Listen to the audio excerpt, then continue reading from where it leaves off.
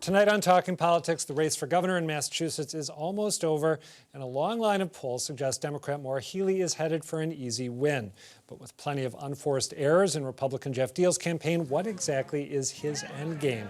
The Boston Globe's Emma Platoff and UMass Amherst political scientist Tatishe Nteta join me on that. But first, two other political mysteries.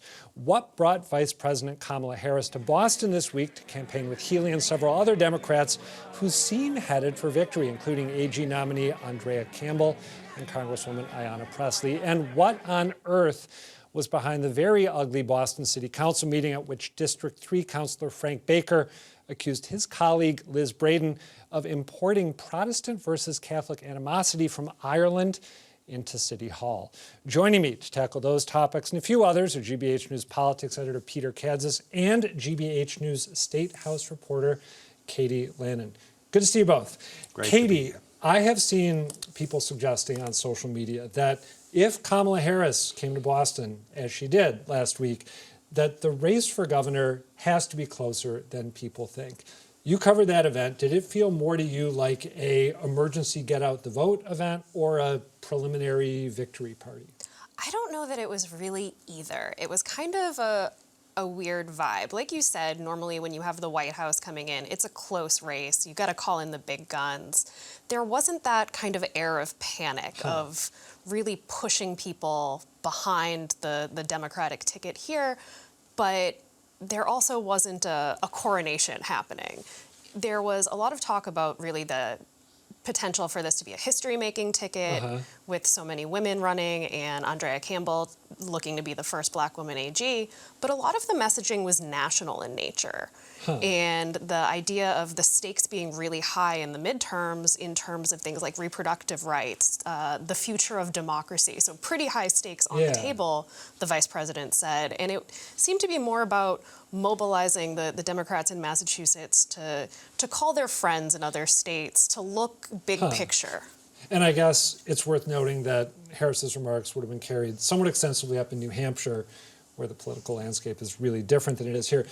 Before we get to Peter, which we will in just one moment, what was the attendance like? Was it jam-packed? Was it a light crowd?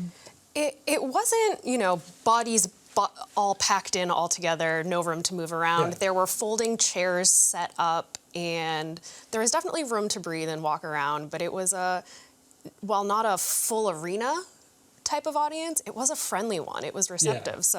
She gets, if you're playing it in New Hampshire, it's a smiling, happy crowd. We have a little snippet of Kamala Harris before Peter tells us what it really means. Let's take a look at some of what she had to say.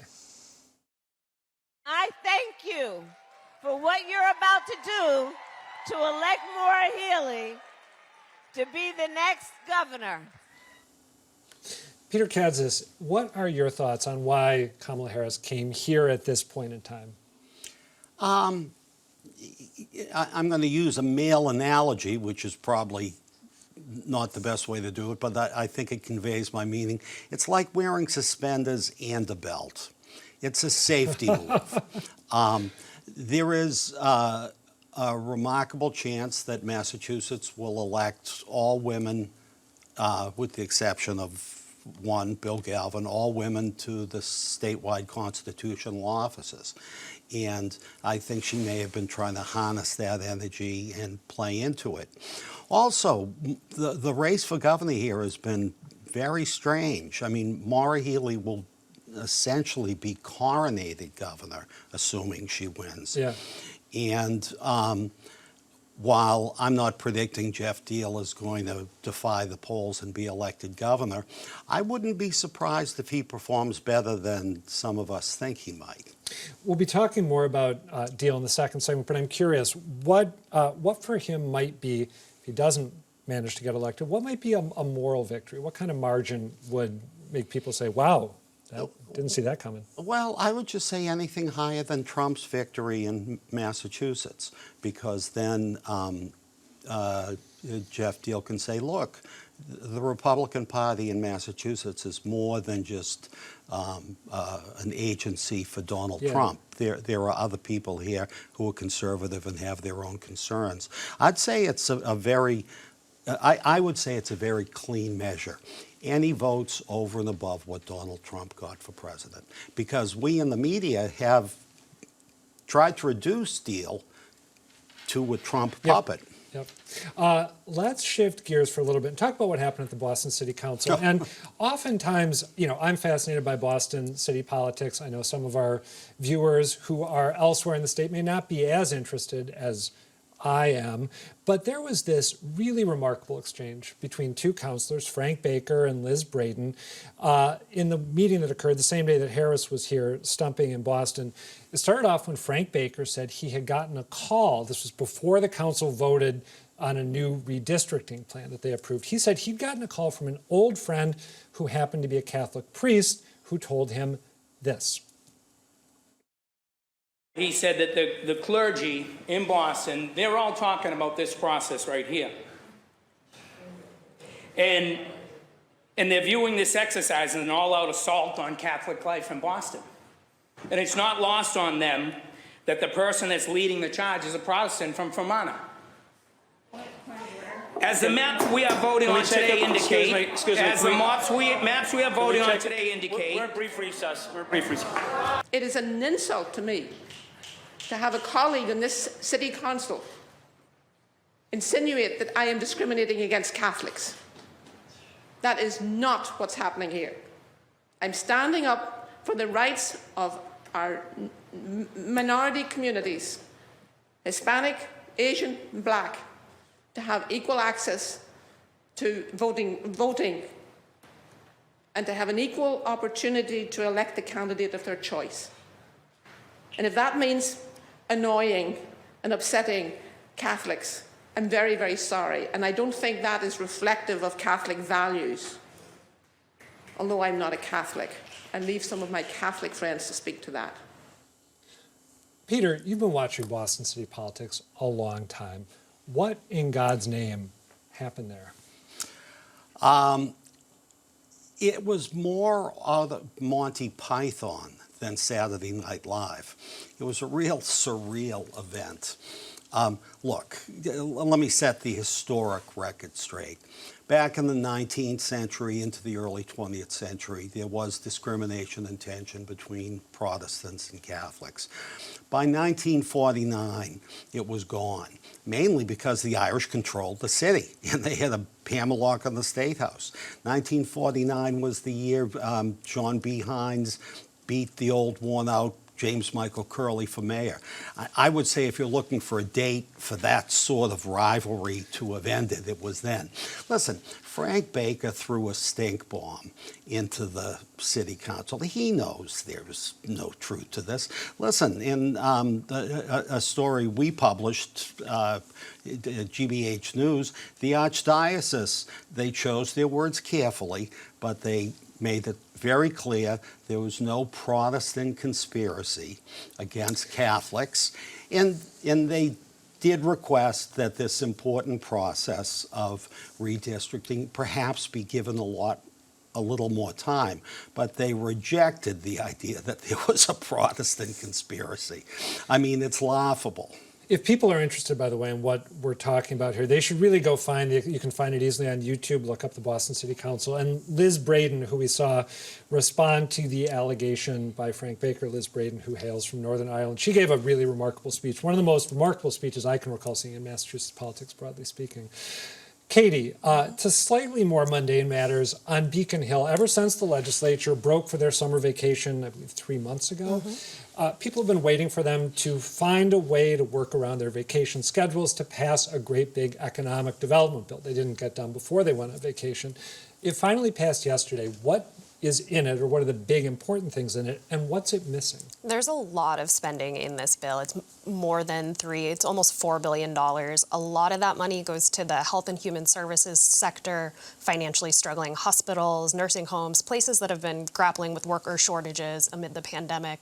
There's money for housing, there's money for climate and clean energy, for fuel assistance. So pretty much you name it, it's in there, except for tax breaks. And that's a big except, because over the summer, the House and the Senate announced they'd agreed to a broad framework of reforms. None of those previously agreed to reforms are in there. And part of that was we saw this obscure 1980s law resurface in the summer that calls for $3 billion in refunds or credits to go back to taxpayers. And one of the things that threw this bill's path off course was figuring out what money is available if that $3 billion is off the table. Just so viewers are clear on this, if the legislature had passed this 3 months ago, or 4 months ago, or 5 months ago, would the money that's going to go out now already be in the hands of the people who are going to receive it? That probably wouldn't change. This is a separate law. It's being done through the administration. What the legislature had been looking at was they had talked about one-time rebates, but they had also talked about permanent changes to things like the estate tax, the rental deduction, credits for people with dependents and seniors.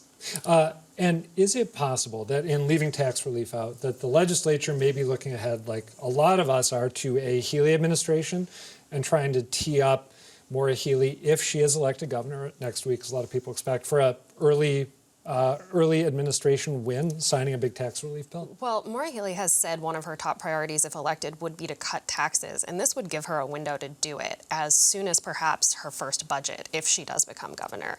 Now, the other question is if the Democrats who control the legislature will be able to come to their own agreement by then on what to do specifically. The House and the Senate have been at odds, and there's no indication they've stopped being at odds over things like the particulars of changing the estate tax. That's a good reminder as we talk about the governor, whoever he or she is, acting as a check on the legislature. The legislature has a good knack for acting as a check on itself oftentimes. Peter, back to Boston City Hall. The members of the Boston City Council also just overrode a veto from Mayor Michelle Wu and gave themselves a pay raise.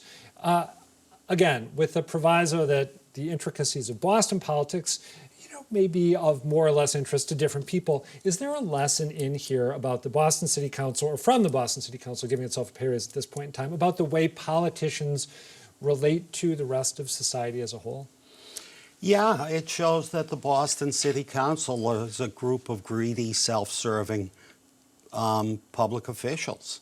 I mean, granting themselves a 20% raise unanimously, that's an outrage. Michelle Wu had proposed about half of that. I thought that was high, but reasonable. Michelle Wu was figuring, look, the council doesn't get raises all the time, 10, 11%. This is outrageous. And let me tell you how they get away with it. Very few registered voters in Boston pay attention to city politics. To them, it's a clown car. And the events of recent week shows that it can be a sort of subpar entertainment. There were 4.8 million people registered to vote in October in the election. About 1.4 thousand, a minuscule, maybe, 30%? Yeah. Roughly 30% of the votes. So, roughly 70% of the voters in Boston pay no attention to city politics. And that's why you can get away with stuff like this. All right, you heard the man. If you live in Boston, if you don't like the pay raise the city council just gave itself, get out and vote. Peter Kadzis, Katie Lannan, thank you both. Thank you.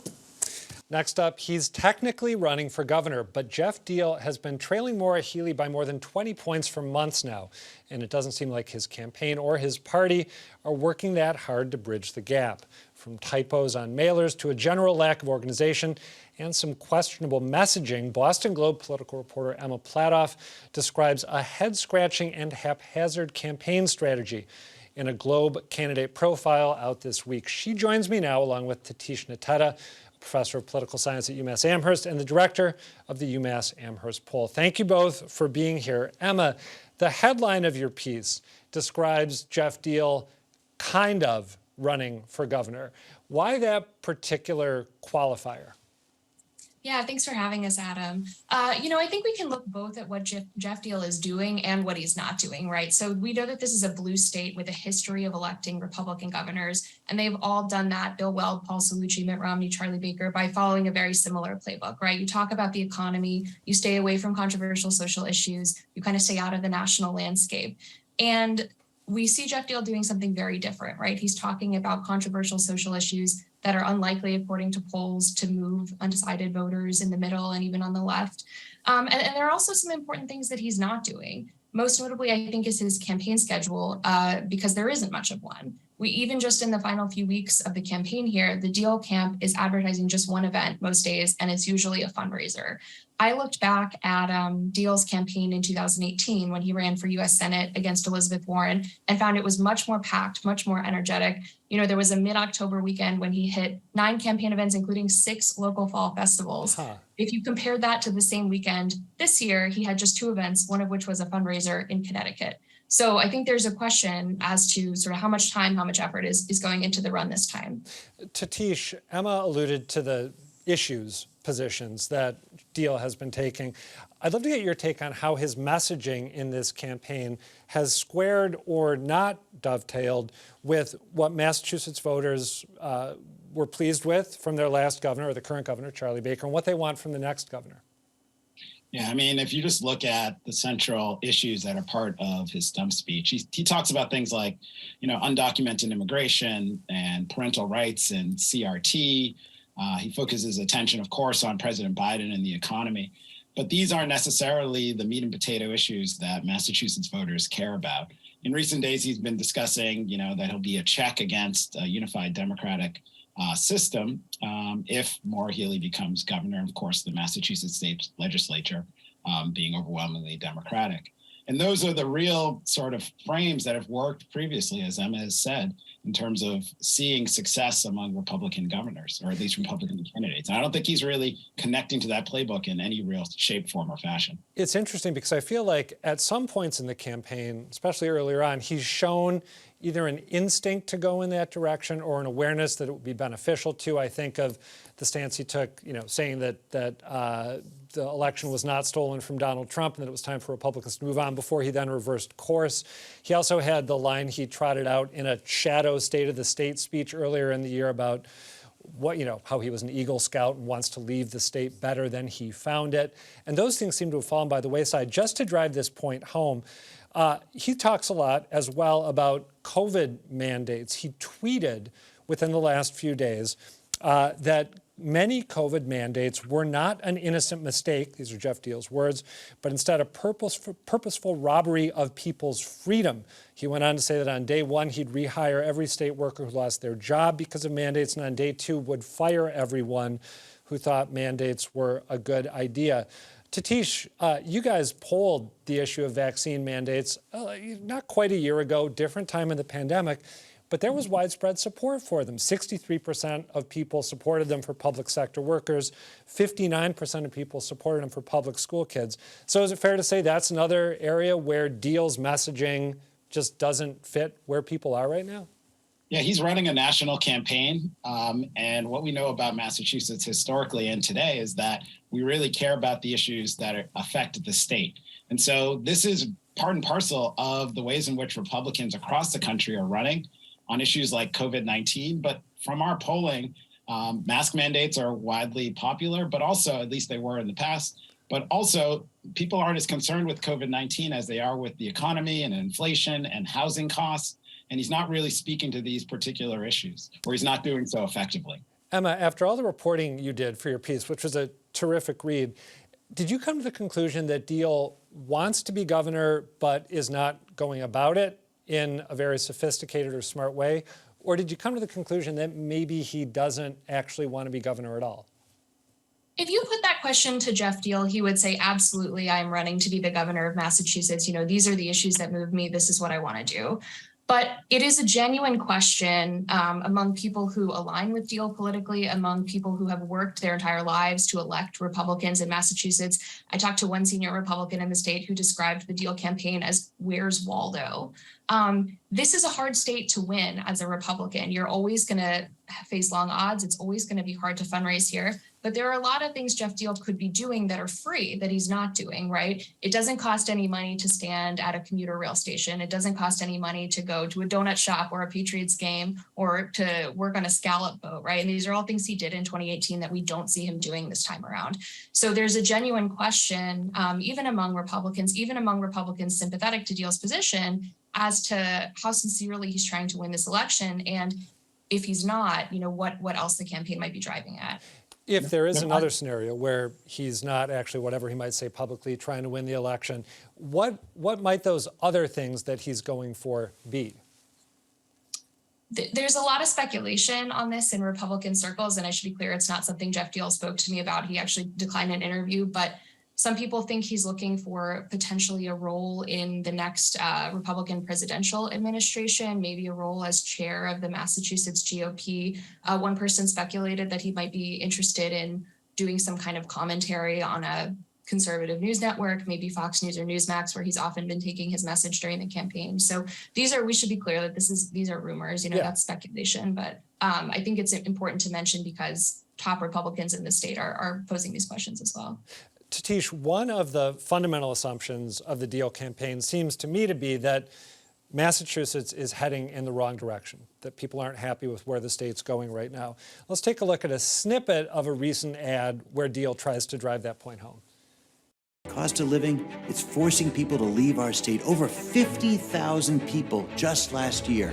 It's time to put the people of Massachusetts first. Our kids, our families, we need to thrive, not just survive. Tatishe, according to your last poll from UMass Amherst, that is out of step with Massachusetts voters, but not by as much as I had thought it would be. According to your recent poll, 45% of the people you spoke with thought the state was headed in the right direction versus 36% who thought it was on the wrong track and 19% who weren't sure. Is it possible that in settling on this particular message that we're going in the wrong direction, that Diehl isn't wrong, but that he's just a little bit ahead of the curve? Yeah, I mean, that might be the case. I mean, if we just look at economic conditions within the state, whether that's inflation, whether that's housing costs and housing shortages, and I think some trepidation regarding the next set of leaders for the state. I think Massachusetts voters are sort of pressing the brakes in terms of this newfound Massachusetts miracle. That being said, he's not necessarily focusing enough attention on these economic concerns when he's campaigning. I don't think he is going back to the playbook that Emma spoke of, which is really focusing attention on being a check against the potential Democratic unified government. And, this campaign is not resonating the ways in which other Republicans have resonated in the past, whether that's Charlie Baker or Scott Brown, or even going back to William Weld. It just is curious that he's not following in that extremely successful playbook that Republicans have followed. Emma, I spent some time hanging around the Diehl campaign this past Sunday, and on that particular day, he actually had a full schedule. I can't remember exactly how many events there were, but close to half a dozen in eastern Massachusetts. I watched him in Lawrence, then we went up to Tingsboro, then down to Taunton. And one dynamic I was fascinated by was that among the Diehl voters I talked to, a lot of them seemed to genuinely believe, or at least said they believed, that Diehl had a really good chance to win next Tuesday, or that he was a lock to win, despite the polls that we've been seeing for months and months. I'm curious, is that a dynamic that you've run into at all in the course of covering this campaign? Absolutely. I think the Diehl campaign itself would tell you don't trust these polls. It was just about a week ago that Amanda Orlando, the campaign manager, actually attacked a poll, I believe, from the University of Massachusetts as, quote, fraudulent and an attempt to, quote, suppress the vote. So the leadership of this campaign is giving their supporters every reason to distrust polls, to distrust institutions, and to distrust these indications that we've always looked at as the best way to predict an election. Who has the most support in the polls, who has the most money. We're just living at a time, I think, of increased distrust and increased polarization. If you're a Geoff Diehl voter and everyone on your Facebook feed is a Geoff Diehl voter, you might look at these polls and say, how does that make sense? But we know that when we have a cross-section of the state's voters, as is captured in these polls, that it tells a very different story. Tatishe, since the pushback that Emma mentioned was directed at the UMass poll, how did you respond to that? What did you say to the campaign, or what did you say publicly to push back at what sounds to me like a somewhat groundless and incendiary claim? Yeah, I mean, I think I push back just based upon the faith that we have in the methods that we employ, but also the fact that we're not alone in demonstrating the sort of large lead that Healey has over Diehl. And so they may take some issues with the representation of our poll, but I think our poll is, our reputation speaks for itself. And the idea and the argument that the Diehl campaign made that our poll was fraudulent, I guess we'll see on Tuesday. Tatishe, and I think it's worth, Emma, noting that there was one part of the UMass poll that the Diehl campaign did seem to put stock in, which was a kind of bright note it found of growing support for him among independents. So that part seemed to be reliable in their eyes. That's an important thing to throw in there, some selective reading, selective acceptance of poll results. Tatishe, I'm going to close out with you. If, in fact, the Diehl supporters that we've been talking about, who think he's going to pull off an upset or is definitely going to win on Tuesday, let's say that they're right and Diehl surprises the world of Massachusetts politics. How much of a surprise would that be from a pollster's vantage point, given not just the work you've done, but the work that everyone else in your field has been doing for the better part of a year? Yeah, I mean, I thought this potentially could be like a Mike Tyson, Buster Douglas type of surprise. I remember that fight, yeah. But I think the thing to note is we've had these types of campaigns in the past. So in 2010, Scott Brown consistently in the polls sort of gained ground on Martha Coakley. In Baker versus Coakley, the same thing happened. Charlie Baker gained ground on Coakley, such that weeks before the election, a majority of polls demonstrated that the race was tied or the race was favoring Baker. We haven't seen that in any of the polls from any of my colleagues or from the UMass Amherst poll. So this would be an enormous surprise given the composition of the state and the quality and strength of the candidates running in the gubernatorial election. All right, we'll see what happens. Tatishe Nteta, Emma Platoff, thanks to both of you. That's it for tonight, but before we go, one final election reminder. Today was the last day for early in-person voting in Massachusetts, but if you're voting by mail, you still have a few more days to return your ballot to your local election office or ballot drop box by 5 p.m. on Election Day, next Tuesday, or to put it in a mailbox and make sure it's postmarked by Election Day. And if you plan on voting the traditional way, polls will be open on Tuesday from 7 a.m. to 8 p.m. For more info, head to sec.state.ma.us. And do come back next Friday for a recap of the winners, the losers, what it all means, and what lies ahead for this state. In the interim, don't forget to tell us what you think. The email is talkingpolitics@wgbh.org. The website is gbhnews.org/talkingpolitics. Or you can find me on Twitter @ReillyAdam. For now, thank you for watching and good night.